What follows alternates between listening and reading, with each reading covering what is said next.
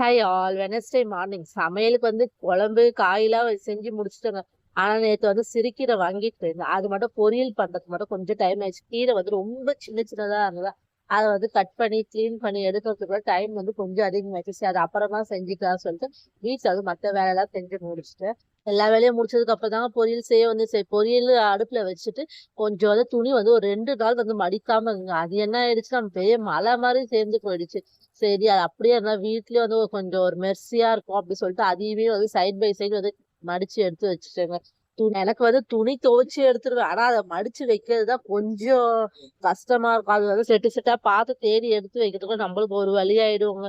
அப்புறம் துணி எல்லாம் மடிச்சு வைக்கிறதுக்குள்ளே கீரையுமே நமக்கு ரெடி ஆயிடுச்சு. சரி இன்னைக்கு அமாவாசை காக்காக்கு சாப்பாடு வைக்கலாம்னு சொல்லி எடுத்து போய் வச்சாங்க. காக்காவுமே காலையில இருந்து கத்திக்கிட்டே இருந்தது. சரி சொல்லி எடுத்து போய் வச்சுட்டு எனக்கு கொஞ்சம் பசிச்சுதான் சரி நம்மளும் சாப்பிடலாம் சாப்பிட்டாங்க. லஞ்ச் என்ன பாத்தீங்கன்னா சாதம், தக்காளி தொக்கு, கீரை பொரியல், வாழைக்காய் வறுவல்.